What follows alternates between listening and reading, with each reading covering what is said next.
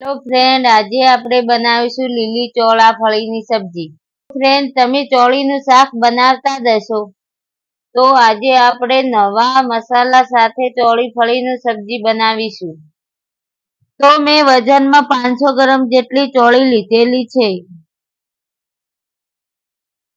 તો ચાલો બનાવવાની શરૂઆત કરીએ. તો સૌથી પહેલા રાઈનો વઘાર કરી લઈએ.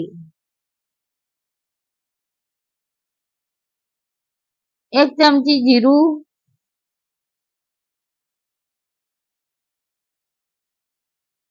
લીલા મરચાં અને લસણની પેસ્ટ ઉમેરીશું. બરાબર મિક્સ કરીશું. 1 મિનિટ પછી આપણે ટમાટા એડ કરીશું.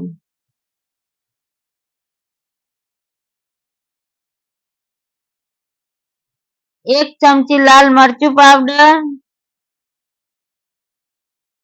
1 ચમચી હળદર પાવડર, 1 ચમચી ધાણા જીરું, સ્વાદ પ્રમાણે મીઠું અને થોડું પાણી એડ કરી લઈએ. અને આપણે ચોળાફળી એડ કરી લેવાની છે. પછી તેને બરાબર મિક્સ કરીશું.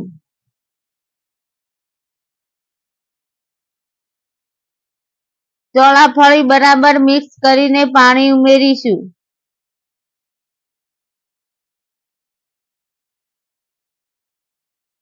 હવે આપણે ચોળાફળીને 8 થી 10 મિનિટ માટે ઢાંકીને મૂકી દઈએ.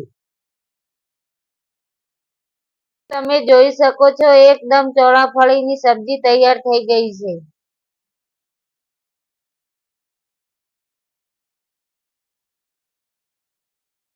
હવે તેમાં ગરમ મસાલો એડ કરીશું. હવે લીલા ધાણા એડ કરીને ગરમ સર્વ કરી લઈએ. તો મિત્રો, તમે આવી રીતે બનાવશો તો બહુ સરસ બનશે.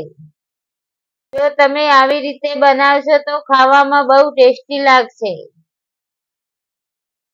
આજની મારી રેસીપી ગમી હોય તો લાઈક કરજો, શેર કરજો. તો મળીએ એક નવી રેસીપી સાથે.